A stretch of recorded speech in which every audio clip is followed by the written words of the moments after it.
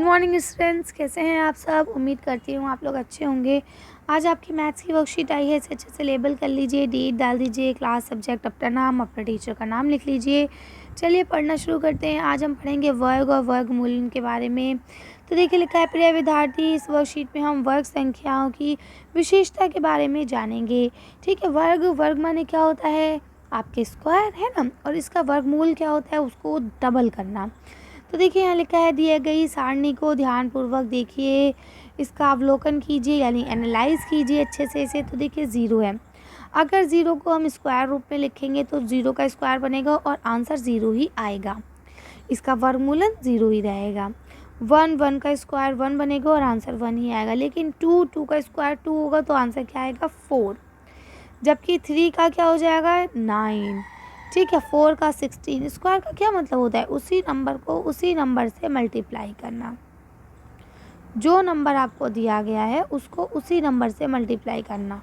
ठीक है, यही कहलाता है आपका वर्ग। तो ये आपको स्क्वायर रूट तो सबको आते होंगे।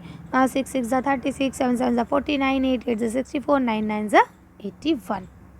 ठीक है, इसके बाद क्या होता है, 10 10 100, 11 11 21, 121, 12 12 144, 13 13 169, 14 4 14 14 अगर हम 14 को 14 से मल्टीप्लाई करते हैं तो हमारा कितना आता है, 196। इस तरह से यहाँ पे आपको 19 तक की दी गई हैं।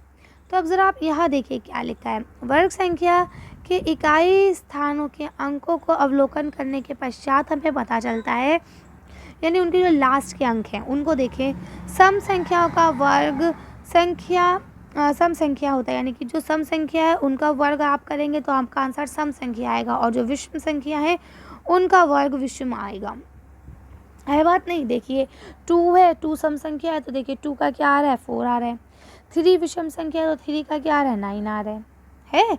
तो ये पैटर्न सभी संख्याओं में लागू होता है, चाहे इधर हो, हर संख्या में यही पैटर्न लागू होता है।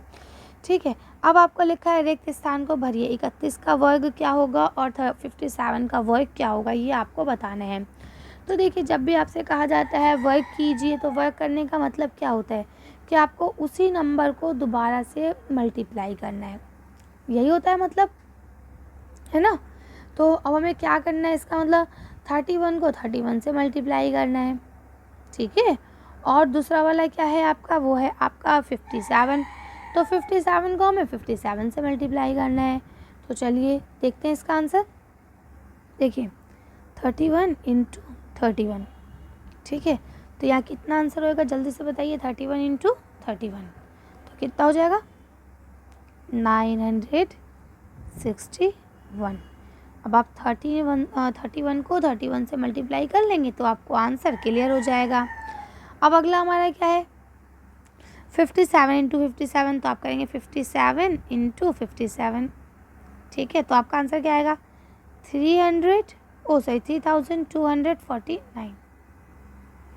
ठीक, अब आपने देखा यहाँ 31 जो है वो क्या है, विषम है, तो देखिए आंसर भी विषम आया। 57 भी विषम है तो देखिए यहाँ पे भी आंसर भी विषम आया। ठीक है, चलिए आगे चलते हैं।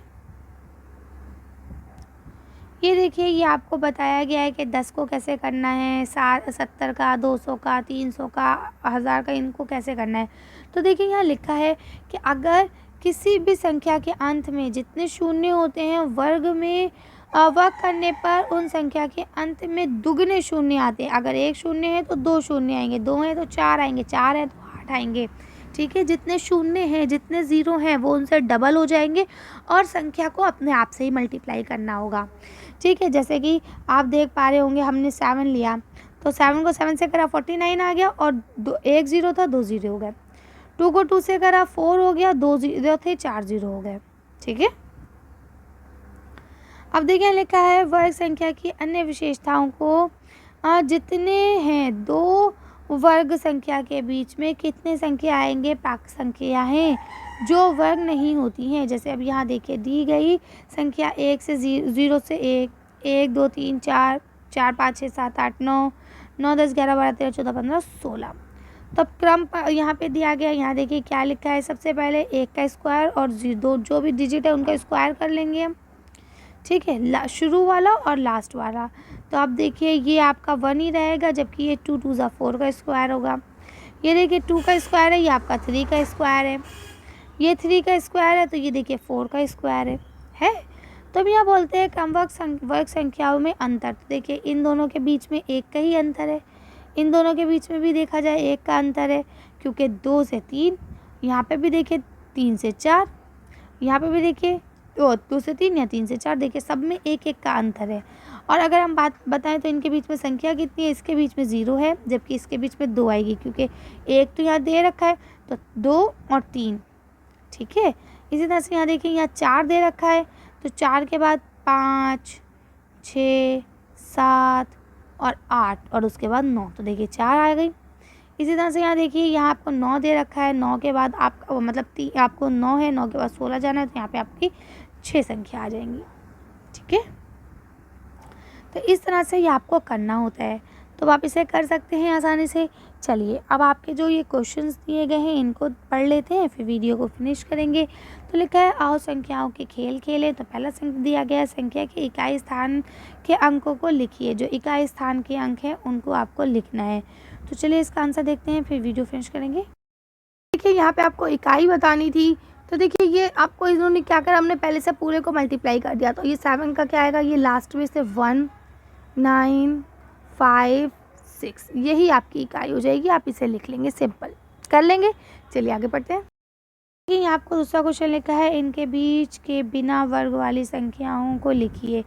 तो बिना वर्ग वाली संख्याएं जो हैं वो कौन सी होंगी, ये आपको लिखना है। 16 से 25 के बीच में, 25 से 36 के बीच में। तो चलिए इसका आंसर देखते हैं। तो देखिए इसमें पहले में आपका क्या था 16 और यहाँ पे क्या था 25, ठीक है। अब अगर आप 16 को देखें तो ये 4 का स्क्वायर है, और अगर 25 को देखें तो ये 5 का स्क्वायर है। अब इसके बीच में जो ऐसे नंबर आ रहे हैं जो किसी के स्क्वायर नहीं है वो ये हैं, ठीक है। इसी तरह से यहाँ वाला जो था ये 25 था, 25 जो है वो आपका 5 का स्क्वायर हो गया, और यहाँ 36 था यानी 6 का स्क्वायर हो गया।